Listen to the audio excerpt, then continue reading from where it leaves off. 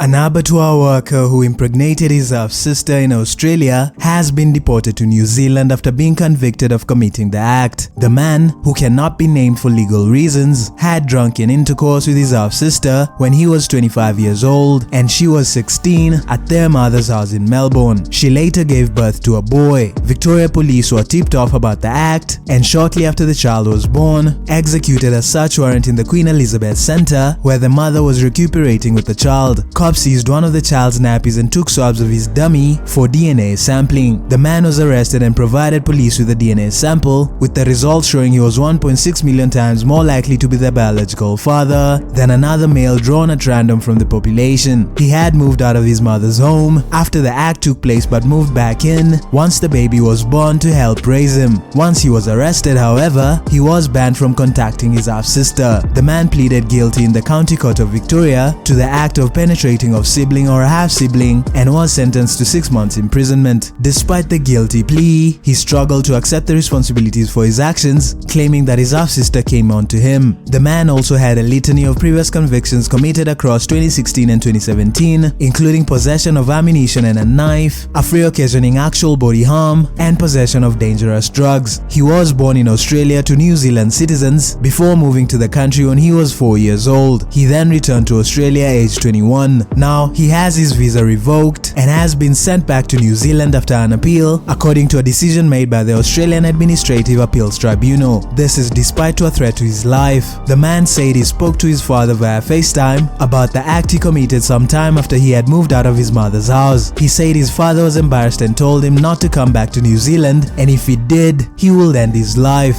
The man was described as having low average intelligence and limited education, having secured limited jobs in an abattoir and cleaning roles. He appealed the decision by the Australian Minister for Immigration to cancel his visa. The appeals tribunal heard from witnesses including his mother and half-sister who said he was not a bad person. His mother said he had learned from his mistakes and should be allowed to remain in Australia. She said her son looks up to the man and loves him unconditionally and he would be very upset if he were to be deported. The appeal was later dismissed and he was eventually deported. The man's offences were deemed to have caused serious harm to individuals in the Australian community, and in particular the long-term harm to the victim of his offense, to her family, and to his son. The tribunal ruled that he is not a person who has lived in Australia from a young age, and that his formative years were spent in New Zealand and he returned to Australia as an adult, and that his offending began within a short time after his arrival, and while he had been in Australia for some 9 years, he has made little positive contribution to the community. So what do you guys think? Comment down below, and as always, don't forget to like and subscribe. Thanks for watching and see you in the next video.